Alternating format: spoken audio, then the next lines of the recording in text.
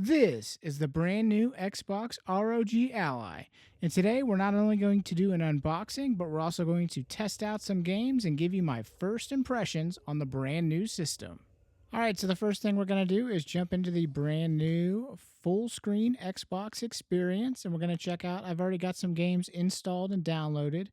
First one we're going to check out is Lost Soul Aside, and I'm not trying to troll you here with a PlayStation exclusive game. This is actually just one that I played quite a bit on the Legion Go on the PC, like not remote play or anything, like actually the native PC version.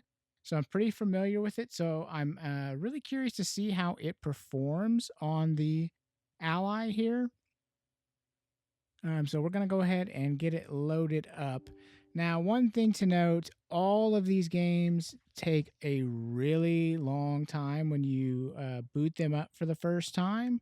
Lost Soul aside, just for the shader loading alone took over 7 minutes, and it actually took a few minutes before that. So it was about 15 minutes before I was able to even get into the game.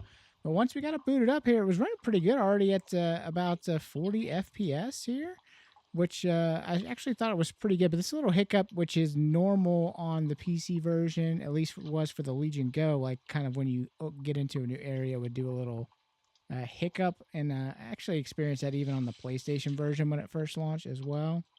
But that kind of prompted me to be like, okay, wait, let's stop. And I went and changed the VRAM up to 8 gigabytes. So that's going to give 8 gigabytes to the system and then 8 gigabytes to the VRAM. And also running these games at 720p. So you're going to get actually some really good performance. I was shocked whenever I changed it to the VRAM to 8 gigabytes and lowered it to 720p. I actually thought it still looked quite good in terms of the sharpness. This is only a 7-inch screen, so I think you can get away with 720p and have it still look pretty good. In this open area here in Lost Soul Aside, I mean, we were hitting 60 FPS at some points. And so that's actually kind of surprised me. I thought it was going to be a struggle to even hit 30 with this game. Now, these are, of course, pretty low settings, so it's not like this is going to be your best ever PC handheld experience out there. I mean, obviously the Ally X is going to be significantly better, but I was really curious, with this being the entry level pseudo Steam Deck equivalent for the Xbox Ally, I was just curious to see how it was going to run. And it, right off the bat with this one, it kind of impressed me. I was really surprised.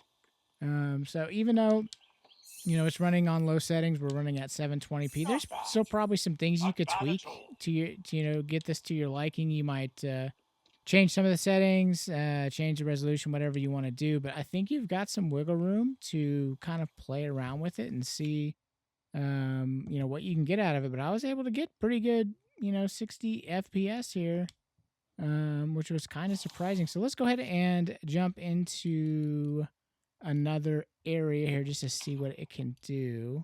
So let's load up one of the more alien areas of the game, which are kind of more enclosed linear areas. Typically you would get better FPS, I noticed when I was playing on the Legion Go in these areas. So these are not open world areas, so I think it's just a little bit easier on the system. And yeah, man, we're getting over, this is almost 70 FPS. That's crazy. So you're just kind of jumping around a little bit, but man, this is impressive. I really didn't expect the $599 baseline Xbox ROG Ally, the Steam with the Steam Deck chip in it to perform this well. So this is kind of surprising. I have the Steam Deck. It's been a while. But I really don't remember getting this good a performance. So I think maybe we're getting some benefit from the 16 gigabytes of total RAM, but also maybe the Windows full screen experience giving us a couple extra gigabytes of RAM back. So this is really performing quite well. And of course, this is 16:9 at 720p versus the Steam Deck, which is 16:10 800p. So that does make a little bit of a difference too, but yeah, this is running pretty good. So let's go ahead, and you'll notice here I keep mishitting these buttons, and it's just something that you're gonna have to kind of develop some muscle memory on. It seemed you naturally you want to hit the top buttons for like your start select equivalents, but they are not. They're actually the bottom buttons up there. So we're just gonna run around this last little area in here, Lost Soul Aside, and then we're gonna go ahead and jump into another game. But yeah, I'm pretty impressed so far. I mean, getting 60 FPS out of this, and it looks. I mean, visually, it looks pretty good to the eye to me. We're gonna go ahead and jump over to Death Stranding, the director's cut. This is a game I've put in so many hours this year. I absolutely adore this game, so I know it frontwards and backwards. If you have not played Death Stranding, man, give it a shot. It's one of those games that's just so weird. It's hard to recommend to people. I myself have tried it 3 or 4 times over the years, and it just didn't click with me. But I started playing it earlier this year, and man, it clicked, and it clicked hard. It really became. I mean, I'm just gonna be honest with you. I think this is probably my favorite game of all time. That's insane, but it's certainly up there. I put over 200 hours into it. I played the director's cut, platinumed it on PlayStation, and then I went and played the non-director's cut and platinumed that one too. So I spent over 200 hours with this game this year, not even including Death Stranding 2. So let's see how it's running here. Yeah, boy, it's running really good. So I didn't even really mess with the settings too much. I'm not even sure what it was. You guys probably saw it in the menu there. If you want to know exactly what it was, just kind of scroll back in the video there. But yeah, I mean, 50. We're over 50 FPS right now, so that's looking pretty good. Yeah, this is running smooth. It feels smooth. Everything looks really good. You know, throughout this video too, I just want to mention some different aspects of the first impressions of the device itself. And I want to talk about the screen a little bit too, because I had to change the color profile in the armory crate to vivid to even get this screen to look halfway decent. I was actually kind of surprised and a little bit disappointed whenever I booted it up the first time. The screen didn't look that great to me in terms of like the contrast and the color profile maybe that they loaded it up with. I think it looks a lot better on Vivid here, but I'm used to those Lenovo, those 8.8-inch, really super vibrant. I mean, they've really got some great displays. So it was a little bit of a shock. I was surprised that this was not nearly as good a screen, but turning it on Vivid certainly helps, and I think this looks pretty good. Also, just on the screen, the bezels, man, this has big bezels on the top and bottom. It just, I'm surprised that they didn't try to put a bigger screen in. I think this is probably a production scale thing. Is probably a cost thing to utilize the same screen that they have already been utilizing in their other handhelds. Is probably why they went that route, but it's a little bit disappointing to me. 7-inch screen for me is it's just a little bit too small. It's a little bit too hard to read text and stuff like that. And that's completely subjective. I know a lot of people actually do like the 7-inch form factor, so you know, don't worry about me saying it's too small. That's just a me thing. It's a little bit too small for me. But the bezels are huge. I mean, it's a little bit embarrassing in 2025 to ship a device like this in this price range with those size bezels on the top and the bottom. It's just a little bit cringy. But outside of that, the device itself is an impressive device. It was a little heavier than I was expecting when I pulled it out of the box, and we'll do an unboxing here in just a few minutes. But yeah, overall, I was impressed with I really like the sticks. We're gonna go ahead and jump back. I just wanted to see if Lost Soul Aside loads faster this time after the initial load, because these games were taking so long to load. Even compared to like what I'm used to on the Legion Go on initial loads, I mean, way slower. So I just wanted to jump back into the game and see if it does load quite a bit quicker now that all that initial shit. Yeah, it did. It loaded up quite a bit faster. So that's a definite positive there. I'm happy about that. But so just know when you install games for the first time, if you're an Xbox console player and you're not used to the shader compiling and stuff like that, the first time you boot up a game, I mean, it's gonna take, if it's a AAA game, 10, 15 minutes, something like that. I know Xbox said that they are working on um, having like the shader stuff done in the installation package, but that is not rolled out yet. So just keep that in mind. Maybe that's something that will improve over time. But like always, don't make your buying decisions on promises. Make it on what has shipped, and with what shipped, you're gonna have shader loads. Here in Dying Light the Beast, we're going to jump into this just to see how this goes. This is a brand new game, so I'm really curious to see if this runs it well. Even on the Legion Go, it was pretty tough to get a good image quality and high FPS. I mean, I think in the open world, I was typically maybe 30 to 40 FPS. We're going to try running this at 720p. And I think we're gonna try medium settings at the start just to see what kind of FPS we get.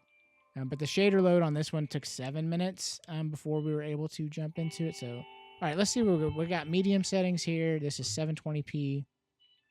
Let's see what kind of FPS we get. I'm expecting this to probably not run too well, being a brand new game, and the graphics are pretty good in this game, and it's an open world. So let's just see what this one does here for us. All right, we're gonna load in here to the. This is like your kind of hub base area is where we're gonna load into.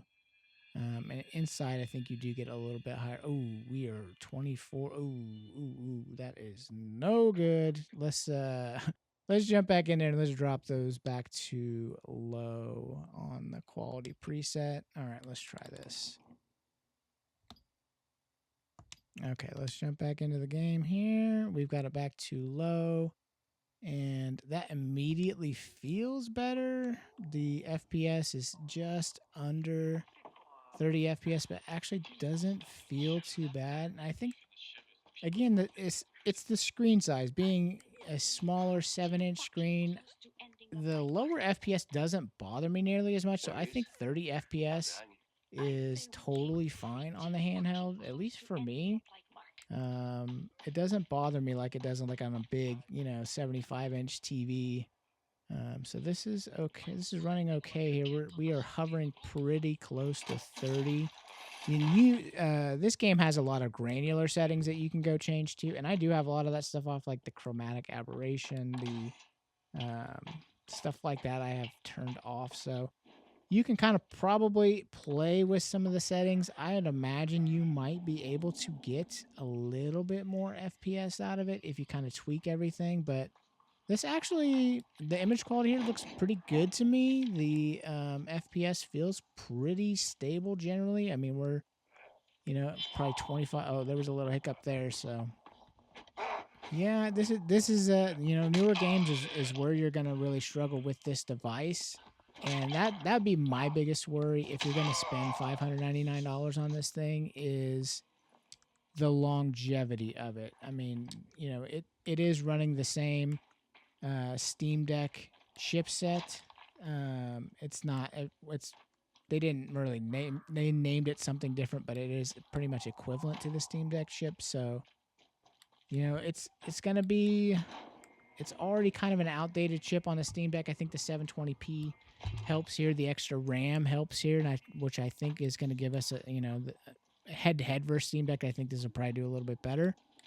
But yeah, in a couple years, that's where we're really going to be struggling. So just depends on what you want to do with the device. If you're if you're okay with game streaming, maybe that's the way that you extend the life of it.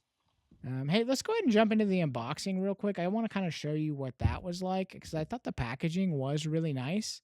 It was covered in cellophane here, and there was like a split in the middle of the box, so I was able to kind of just slice through that on the side, and you kind of pull half of the box off.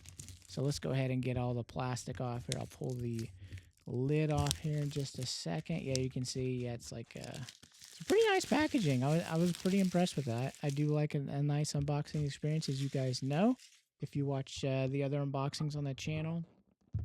And the box is definitely very nice, very premium.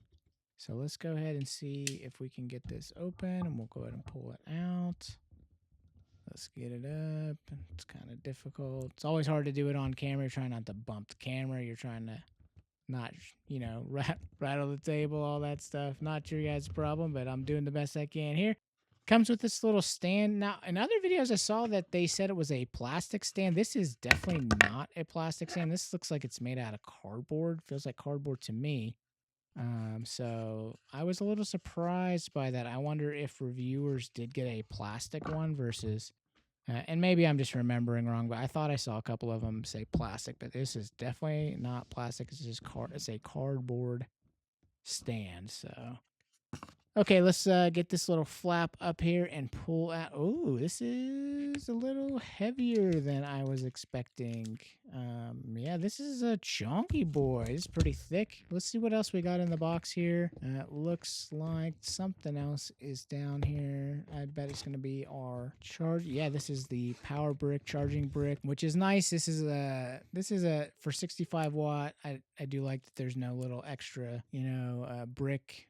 Like sometimes people do the brick in the middle of the wire. Don't like that. So this is a 65 watt charger in the box, and I do believe that they charge faster if you have a 100 watt brick, but 65 watt I found for me to be totally fine, totally serviceable. Let's go ahead and get the box out of the way here. Let's move this to the side. Let's check out the XBOX ROG Ally itself here. Let's see what we got. Let's pull the plastic off.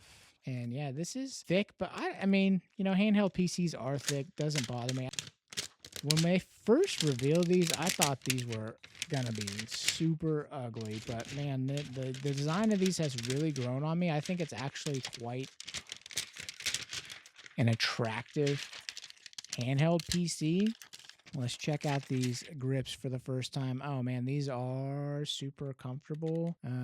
And you'll notice there's a screen tilt, so I'm not sure if I'm gonna like that or not. So we'll see how that goes. But all in all, this is it is really nice. This does also have the design etching on the top of it, but it is almost impossible to see versus the black one, which you can kind of see pretty much all the time from any angle. You almost can't even tell this has that same design pattern imprinted on the top at all, just because of the white on white. Yeah, you almost can't even see it. But overall, this is a good looking handheld, I think. I like that they use the textures on everything, the kind of the Xbox influence. I like the textures on the triggers and on the bumpers, on the handles. We got the two little back buttons there, which I'm not sure. We'll have to see how they're actually placed right where I would want them to be. Xbox sticks, which are nice. I mean, a lot of handhelds, I don't know why, but a lot of handhelds don't have the best sticks. These are good. I like these a lot. Let's go ahead and see if we can power it on. And it's looking like, no, it's completely dead. I wonder how long this has been sitting in a warehouse. All right, so that was the unboxing. Now, I thought it'd be also fun. Since we checked out a few games, it might also be fun to check out Xcloud as well. So, let's see how this does with game streaming. Let's see how this looks. Let's go ahead and load up into Indiana Jones and the Great Circle, and we will see if cloud streaming looks or works on this device. I would imagine it's going to be totally fine. I do a lot of game streaming, do a lot of remote play. But I was just curious to see, with it being 720p, if this is going to be. And I actually, excuse me, not 720p. I changed the screen resolution to 1080p for the game streaming, so we don't have to worry about the GPU and stuff like that. So game streaming is just gonna always be easy. I mean, even with like GeForce now, that the ultra settings, all that kind of stuff, it doesn't really tax these devices at all. So. Bumped it up to 1080p, so let's check out Indiana Jones and the Great Circle, and we will load into, I think this is the beginning of the DLC, is where my save is. This is not really where I wanted to look in the game, but I didn't use. It doesn't have save slots, or it doesn't have like individual saves. It just has like save slots. So we'll just jump in here. I won't play very long, so we're not going to spoil anything for you in terms of the DLC. We just want to run around and see how responsive it is, what it looks like, and it looks. I mean, it looks pretty good to me. It looks totally serviceable. It's running good. The latency feels fine to me. Like I said, I do remote play quite a bit, so I'm used to adjusting from like a TV like low latency to game streaming. I do a lot of it, so this is no big deal for me. Yeah, this looks good, feels good. Totally serviceable way to play. I would absolutely jump into a cloud streaming game here. Oh, I guess I was late on the jump button. I was just talking about latency and then just totally missed the jump button, I guess. Let's see. Let's try this again. I guess, we're playing Indiana Jones. Of course, you're probably not supposed to jump. I bet there's like a whip. Yep. I wasn't paying attention, so let's do that. Let's jump over here. So yeah, this looks good. It's running good. It's straight up 60 frames, which is what you would expect from game streaming. Yeah, this looks good. It's playing good. We'll just continue on here for a second. Oh, I wasn't paying attention there. I don't even know where I fell off. But after this, we'll also jump into... I did go ahead and download PXPlay and link that to my PS5 as well. So, hey, if this is an Xbox, maybe this is also a PlayStation, and we'll do remote play. We'll see how that goes for us as well. And we're just going to finish up here just a little bit in Indiana Jones. And yeah, this doesn't bother me at all. I might even, versus especially this game, which is very taxing on a system. This game, I might actually even probably recommend that you do cloud streaming on it, because this looks good, it's playing good, and I don't think your native version is going to play anywhere near as good. And maybe that's their idea with this device, is that there's going to be a lot of game streaming done on it. But yeah, so far, this feels totally good to me. I almost wouldn't even know if this was game streaming or not unless I really thought about it. So let's just finish up here with Indiana Jones here real quick. Also, while you guys are watching the video, if you have any questions or if there's anything you want to see, please leave me a comment down below. I'd love to make videos for you guys, so I really need to know what you guys want to see. So please let me know in the comments down below. If you haven't already, drop a like on the video, and I really appreciate it. And if you do leave a comment, I will try to work that into a future video, or maybe even a live stream. I thought about maybe doing a live stream tomorrow, so we'll see if we can pull that off. I've never done that before, so we'll have to see what happens tomorrow on that one. Okay, so let's jump out of here. Now, I'm sure there is a way to add PXPlay to the Xbox full screen experience, but I haven't really had time to mess with that or figure that out just yet. So we will jump into the desktop mode to do this, and that's not going to be really a big deal. One thing to note, once you jump into the full screen or into the desktop mode and you try to go back to full screen experience, it tells you that you're no longer going to benefit from the additional performance, and that you will need to completely restart the device to get that benefit again, which is totally fine. I think that's totally fine. And we don't really need to worry about that here for remote play, because it's not going to use that many resources anyway. And this looks good to me. This looks like I've got this set to 1080p. I've got the bitrate cranked up here, and this is Ghost of Yotei running on the PS5 Pro, and this looks absolutely good. It's running good. So yeah, game streaming is not going to be a problem if you like to do that. It's going to run absolutely great, whether it's Xbox Cloud streaming or Xbox Remote Play or PlayStation Remote Play. You're going to be able to do all of that stuff just fine. It's going to look good, play good. And I don't think the latency is going to be so bad that you won't be able to tolerate it. I think it's totally fine, totally playable. So, yeah, that's going to be it. So, thank you guys so much for watching. Again, if you haven't already, drop a like, leave me a comment, subscribe to the channel. I do really appreciate you guys watching. And hey, look out for more coverage soon. I believe the Xbox ROG Ally X is supposed to be delivered hopefully tomorrow. So we will see how that goes. So once we get that, we'll also do some videos on that. So if you're interested in seeing something specific, or maybe like a side by side between this and the Ally X, or I also have a Legion Go that we could use. So whatever you guys want to see, please leave me a comment down below, and I will do my best to work it into a video. And hey, the last thing we're going to check here is this touchscreen. Yeah, everything is working good.